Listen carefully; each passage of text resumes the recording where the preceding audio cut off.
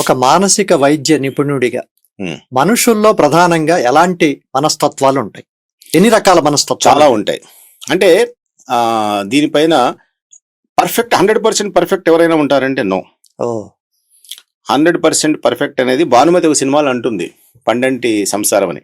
పిచ్చి పిచ్చి పిచ్చి రకరకాల పిచ్చి, ఏ పిచ్చి లేదనుకుంటే అదే పెద్ద పిచ్చి అని. అంటే అంటే అర్థమైన పిచ్చి అంటే not you don't take in literal way. అంటే పిచ్చి అంటే వాడు మరీ ఉన్మాదం కాదు. కొంతమందికి స్టేజ్ ఫియర్ ఉండొచ్చు, కొంతమందికి బల్లి అంటే భయం ఉండొచ్చు, కొంతమందికి ఒంటరిగా వెళ్ళాలంటే భయం వేయచ్చు, కొంతమందికి చీకట్లో ఉండాలంటే భయం వేయచ్చు, కొంతమందికి చీటికి మాటికి చేతులు ఎక్కువసార్లు కడుగుతూ ఉంటారు.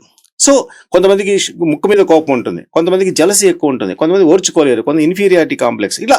అంటే ఇవన్నీ కూడా మనసుకు సంబంధించిన విషయాలే. దాన్ని మీరు జబ్బు లేదా పిచ్చిని అంటారా? అనలేం కదా. కేవలం తీవ్రమైన మానసిక వ్యాధులు కొన్ని రకాలు, అవే తప్ప ఇవన్నీ కూడా చిన్న తరహా మానసిక సమస్యలు. కానీ ఇవన్నీ కూడా మా కిందే వస్తాయి, సైకియాట్రీ కిందే వస్తాయి. కాబట్టి ఇలాంటి వాటన్నిటినీ కూడా మనం పిచ్చని అనేదానికి వీల్లేదు. అందుకనే ఇది ప్రజల్లో ఈ విధమైన అపోహలు కానీ, దీని గురించిన ఈ స్టిగ్మా కానీ, ఇవన్నీ మనం తగ్గించడానికే ఈ ప్రయత్నాలని మనం చేస్తున్నాం. నమ్మకాలకు సంబంధించి వచ్చినప్పుడు దేవుడి మీద నమ్మకం పెద్ద సబ్జెక్ట్. అవును. దేవుడి మీద నమ్మకం మానసిక ఆరోగ్యానికి కారణమవుతుందా, లేదా దాన్ని మీరు ఒక వైద్యుడిగా ఎట్లా చెప్తారు? దీనికి రెండు ఉన్నాయి మధు గారు. ఒకటి ఏంటంటే మానసిక వైద్య శాస్త్రం ప్రకారం అంటే ద ఫెయిత్ అనేది ముఖ్యం అక్కడ. ఏదైనా సరే ఫెయిత్. ఇప్పుడు నమ్మకాలు మూఢనమ్మకాలు అని రెండు భాగాలుగా చెప్పొచ్చు. నమ్మకం అంటే ఫర్ ఎగ్జాంపుల్ నాకు తిరుపతి వెంకటేశ్వర స్వామి అంటే నాకు నమ్మకం. ఒక స్టూడెంట్ పరీక్ష రాసే ముందర అయ్యా నాకు ఫస్ట్ మార్కు ఫస్ట్ క్లాస్ వస్తే నేను తిరుపతి నుంచి గుండు కొట్టించుకుంటాను ముక్కుంటాడు. అతనికి ఫస్ట్ క్లాస్ వస్తుంది, వెళ్తాడు గుండు కొట్టించుకుంటాడు. దానివల్ల ఎవరికి నష్టం లేదు, ఆయనకు పోయేది గుండు ఒకటే మిగులుతుంది అంతే. కానీ అతనికి ఏంటి, ఆ కాన్ఫిడెన్స్ వలన, ఆ నమ్మకం వలన ఇంకా బాగా పుష్గా బాగా చదువుతాడు. చదివి దేవుడు నా వెనకాల ఉన్నాడు, నన్ను పుష్ చేస్తున్నాడు, నన్ను చదివిస్తున్నాడు నమ్మకంతో ముందుకెళ్తాడు. కానీ దానివల్ల అతనికి కానీ సమాజానికి కానీ కుటుంబానికి ఎవరికి నష్టం లేదు. దిస్ ఈజ్ నమ్మకం, ఫెయిత్. మూఢనమ్మకాలు మంచివి కాదు. అంటే ఏంటి, మా దేవుడే గొప్ప, మిగతా వాళ్ళందరూ వేస్ట్, మిగతా వాళ్ళందరూ మేము చంపేస్తాం, నరికేస్తాం, మా మతాన్ని మేము ప్రపంచమంతా మా మతమే రావాలి, మేమే ఉండాలి అని. దీనివల్ల మనం చాలా చూసాం చరిత్రలో. ఈ రిలీజియస్ వలన, నమ్మకాల వలన, మత దురహంకారం వలన చాలా యుద్ధాలు జరిగాయి, చాలా మందిని ఊచకోత కోసారు, ఇప్పటికీ జరుగుతూనే ఉన్నాయి అక్కడక్కడ. కాబట్టి ఇవి మూఢనమ్మకాల కింద వస్తాయి. అంటే ఆ నమ్మకం వలన తనకు కానీ, సమాజానికి కానీ, దేశానికి కానీ, ఇతరులకు కానీ నష్టం కలిగించేది మూఢనమ్మకం. అలా కాకుండా నమ్మకం ఏముంది, నమ్మండి, తప్పేముంది.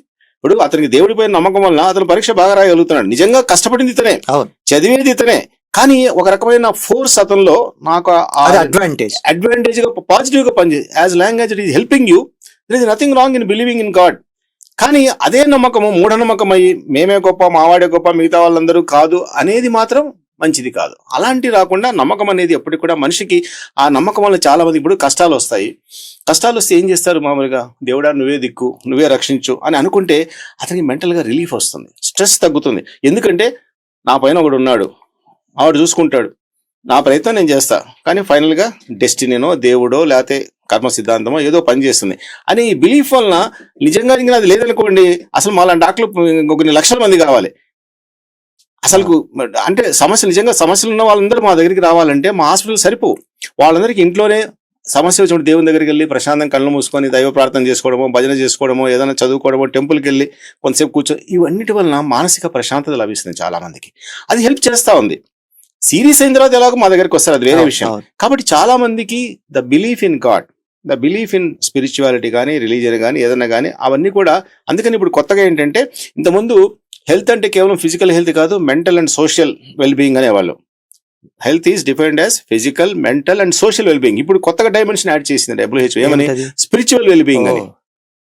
అంటే మీరు శారీరకంగా, మానసికంగా, సామాజికంగానే కాదు, ఆధ్యాత్మికంగా కూడా మీరు మంచిగా ఉంటేనే టోటల్ హెల్త్, మంచి హెల్త్ అనేది ఒక డైమెన్షన్ యాడ్ చేశారు. అంటే ఏంటంటే ప్రతి మనిషికి ఆ స్పిరిచువాలిటీ అనేది పనిచేస్తుంది. ముఖ్యంగా చూడండి, ఒక ఏజ్ వచ్చిన తర్వాత 60-70 వచ్చిన తర్వాత చాలా మంది, నేను కూడా చూశాను, గతంలో నాస్తికులుగా ఉన్న వాళ్ళు కానీ, హేతువాదులు ఉన్న వాళ్ళు చాలా మంది 60-70 తర్వాత ఆస్తికులు కూడా మారిపోతుంటారు. ఎందుకని నేను ఈ మధ్య స్టడీ చేశాను కూడా. అంటే వాళ్ళలో what ever may be the reason, కొంత ఒక చావు భయం కావచ్చు, లేకపోతే ఇంకా లైఫ్ అంటే ఇంతేనా అనిపించు, లేకపోతే గిల్ట్ కావచ్చు, there may be so many reasons. దానివల్ల అలా మారిన వాళ్ళు కూడా ఉన్నారు. అంటే ఏంటంటే ఆ ఫైనల్ స్టేజ్లో many of them turn towards spirituality. అంటే దేవుడు, రిలీజియన్ ఈ slightly different from spirituality. Religion అంటే ఒక మతం కావాలి, స్పిరిచువాలిటీ అంటే అందరికి ఒకటే, ఒక రకమైన అంటే the belief in somebody else, the super natural power లేక అలాంటి నమ్మకం. ఆ నమ్మకం అనేది మనిషిని కొంచెం ముందుకు నడిపిస్తుంది, కొంత మానసిక ప్రశాంతత వస్తుంది. కొంచెం పర్వాలేదు, నేను చేయగలిగి చేశాను, ఇంకా అంతే, దట్సాల్ అనేది ఉండదు. అలా కాకుండా ఏమీ లేదనుకోండి, ఒక వ్యాక్యూమ్ లాగా అనిపిస్తుంది లైఫ్. అది మీరు ఇందాక విద్యార్థి, దేవుడి నమ్మకం, తిరుపతి మొక్కుకోవడం అని అన్నారు. చాలా దశాబ్దాలుగా అంటే ప్రైవేట్ కార్పొరేట్ కాలేజీలు, ప్రైవేట్ విద్య పెరిగాక మన రాష్ట్రంలోనే కాదు దేశంలో ఎక్కడైనా విద్యార్థుల ఆత్మహత్యలు బాగా పెరిగాయి. ఎస్, ఐఐటీల్లో చదువుకుంటున్న పిల్లలు కూడా ఆత్మహత్యలు చేసుకుంటున్నారు. అవును. అంటే ఐఐటీలకు వెళ్ళిన వాళ్ళు నిజానికి బాగా మెడికల్ లాంటి ఇంటలెక్చువల్స్ వాళ్ళు ఇంటర్మీడియట్ కాలేజీలు 10th క్లాస్ విడిగా పరీక్షలకు తయారవుతున్న, పోటీ పరీక్షలకు తయారవుతున్న వాళ్ళు. అవును, ఇది సమాజానికి పెద్ద ఉపద్రవం లాగా ఉంది. తల్లిదండ్రులకు కడుపు కోత. అవును, మీరు వీటి మీద చాలా కాలమ్స్ కూడా రాశారు. ఆ ఒత్తిడి నుంచి వాళ్ళు బయటపడడం ఎలాగా, సమాజానికి విద్యార్థుల ఆత్మహత్యలు లేకుండా చేయడం ఎలాగా? ఇది చాలా $1 million క్వశ్చన్ ఒక విధంగా. ఎందుకంటే ఆత్మహత్య అనేది it is not because of single reason, multi factorial అంటాం. అంటే కొంతమందికి వారసత్వంగా మనకు షుగర్ బీపీ ఎలా వస్తుందో, కొంతమంది వారసత్వంలోనే ఆ సూయిసైడ్ చేసుకోవాలనే ఒక జీన్ లేదా దాన్ని ప్రేరేపించే ఒక మనస్తత్వం అనేది వాళ్ళలో ఉంటుంది. అలాంటి వాళ్ళకు చిన్న ఒత్తిడి కూడా తట్టుకోలేదు. ఫర్ ఎగ్జాంపుల్ చెప్తాను. ఇప్పుడు ప్రతి సంవత్సరం 10th క్లాస్ కొన్ని లక్షల మంది రాస్తారు. 10th క్లాస్ పబ్లిక్ రాస్తే వాళ్ళలో ఒక 10 లక్షల మంది రాశారనుకోండి, 10,000 మంది ఫెయిల్ అవుతారు. Minimum 5,000 to 10,000 students will fail. మనం నెక్స్ట్ డే పేపర్ చూడండి, టీవీ చూడండి, కనీసం 7-8 మంది ఆత్మహత్య తీసుకొని చనిపోతారు. అంటే 10,000 మంది ఫెయిల్ అయితే నిజంగా 10th క్లాస్ ఫెయిల్ కావడమే కారణమైతే ఈ 10,000 మంది కూడా ఆత్మహత్య చేసుకోవాలి. ఎందుకని ఒక 10 మంది చేసుకున్నారు అంటే, పరీక్ష ఫెయిల్ కావడం అందరికీ ఒకటే, కానీ ఈ 10 మంది తట్టుకోలేకపోతున్నారు. అంటే ఏదర్ బికాస్ ఆఫ్ వాళ్ళ వారసత్వం యొక్క జీన్స్ ఎఫెక్ట్ కావచ్చు, లేదా వాళ్ళ బ్రాటప్ కావచ్చు, లేదా వాళ్ళకున్న కంపారిజన్, పేరెంట్స్ కంపేర్ చేసి అనొచ్చు. ఇవన్నీ అన్ని రకాల కారణాలతోనే వాడు ఆత్మహత్య చేసుకుంటున్నాడు. కానీ అందరూ చేసుకోవడం లేదు కదా, ఇది అందరికీ వర్తిస్తుంది. అటు మీరు రైతుల ఆత్మహత్యలు కానీ, చేనేత కార్మికుల ఆత్మహత్యలు కానీ, ఇవన్నీ కూడా. అయితే దీంట్లో ఇక్కడ ఒక ముఖ్యమైన విషయం చెప్పాలి. ఈ ఆత్మహత్యల ప్రివెన్షన్ గురించి చాలా మంది చాలా ప్రయత్నాలు చేశారు. ముఖ్యంగా చెప్పండి, తమిళనాడు గవర్నమెంట్ గురించి ఒక మంచి మాట చెప్పాలి. ఇక్కడ తమిళనాడులో మొట్టమొదటిసారి దాదాపు 15 సంవత్సరాల కిందట ఈ 10th క్లాస్ ఫెయిల్ అయిన వాళ్ళు ఇలా చేసుకుని చెప్పేసి ఆ గవర్నమెంట్, అప్పుడు ముఖ్యమంత్రి ఎవరున్నారు నాకు గుర్తులేదు, కానీ ఆ సమయంలో ఏం చేశారంటే, అంటే వితిన్ 1 month సప్లిమెంటరీ ఎగ్జామ్ పెట్టడం first time started in India by Tamil Nadu government. అంటే మీకు మార్చిలో ఎగ్జామ్ జరుగుతాయి, మేలో రిజల్ట్స్ వస్తాయి, మళ్ళీ 6 నెలల సంవత్సరం వరకు ఎగ్జామ్స్ ఉండవు. కాబట్టి ఈ ఫెయిల్ అయిన వాళ్ళందరూ ఇట్లాంటి జరుగుతున్నాయి. అందుకని గవర్నమెంట్ ఏం చేసిందంటే, కాదు మీకు వితిన్ 1 month లో మళ్ళీ ప్రిపేర్ కండి, మళ్ళీ పెడతాం, మీకు 2 సబ్జెక్ట్ ఫెయిల్ మిస్ కాదు, వాళ్ళని మళ్ళీ వెంటనే ఇంటర్మీడియట్ లో చేర్చుకుంటాం అని పెట్టేటప్పటికి ది ఆత్మహత్యల రేట్ చాలా డ్రాస్టిక్ గా డౌన్ అయిపోయింది. అది తర్వాత చాలా స్టేట్ కి మనం కూడా అందరం ఫాలో అవుతున్నాం ఇప్పుడు ఇండియాలో. ఇంకొక మంచి పని చేశారు తమిళనాడు గవర్నమెంట్. అక్కడ అడయార్ బ్రిడ్జ్ అని ఒకటి ఉంది తమిళనాడు, చెన్నై సిటీలో. చాలా మంది ఇంట్లో భార్యాభర్తలు పోట్లాడుకోవడం జరిగి వెంటనే చచ్చిపోదని పోయేసి అడయార్ బ్రిడ్జ్ దగ్గర ఆ నదిలో దూకేవాళ్ళు. ఎందుకు? దానికి ఏమీ లేదు అక్కడ, కాంపౌండ్ వాల్ కానీ, ఒక కాపాడే గ్రిల్ కానీ ఏమీ లేదు. ఇది గమనించి చాలా మంది రిపోర్ట్ చేశారు. వెంటనే గవర్నమెంట్ ఏం చేసిందంటే అటు ఇటు ఒక పెద్ద వాల్ లాంటిది నిర్మించింది. ఇంకెవరు కూడా దూకేది. ఇప్పుడు మన విజయవాడలో కూడా ఈ ప్రకాశం బ్యారేజ్ దగ్గరే జరుగుతూ ఉంటాయి. చాలా మంది ఆత్మహత్య అక్కడికి వెళ్ళేసి దూకుతూ ఉంటారు. అందుకే అక్కడ కూడా నైట్ పెట్రోలింగ్, కొంతమంది స్విమ్మర్స్ కూడా పెట్టారు. అంటే ఇవన్నీ. ఇంకోటి చాలా ఇంపార్టెంట్ విషయం ఏంటంటే, WHO అంటే వరల్డ్ హెల్త్ ఆర్గనైజేషన్ ఈ మధ్య ఒక 4-5 సంవత్సరాలు స్టడీ చేసింది.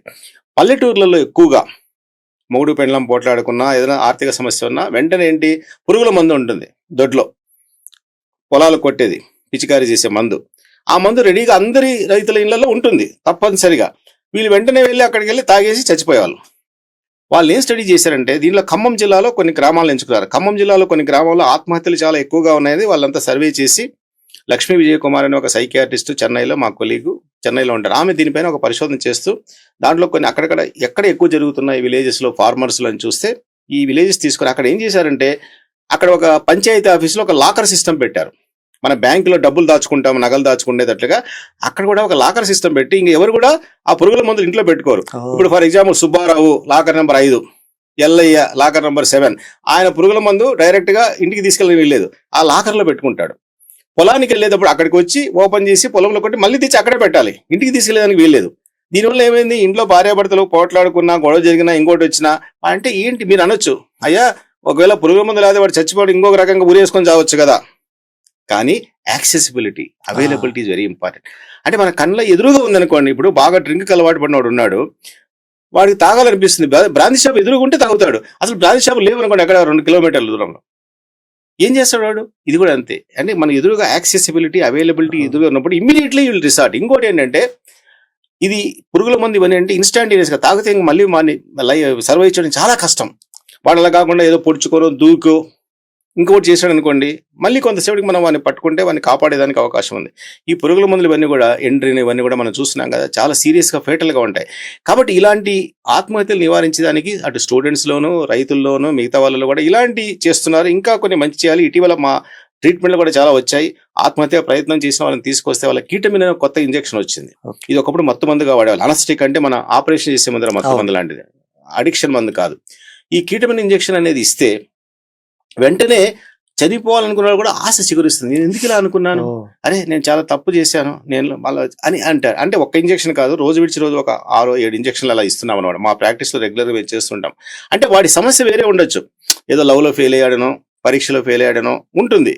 కానీ వాడు ఈ లోపల మేము ఏం చేస్తాము, వాళ్ళ పేరెంట్స్ పిలిపించి వాళ్ళకి నచ్చజెప్పడము, పోనీ లేవా మీ అబ్బాయి ఆ అమ్మాయిని చేసుకోబడి వాడు చచ్చిపోయి దానికన్నా ఇది మేలు కదా, బతికుంటాడు కదా మీ కళ్ళ ముందర, లేదా పరీక్షలు ఫెయిల్ అయితే వాడిని కూర్చోబెట్టి ధైర్యం చెప్పడం, ఇట్లాంటి. అంటే ఈ లోపల ఎన్విరాన్మెంట్ కొంచెం మ్యానిపులేట్ చేయొచ్చు.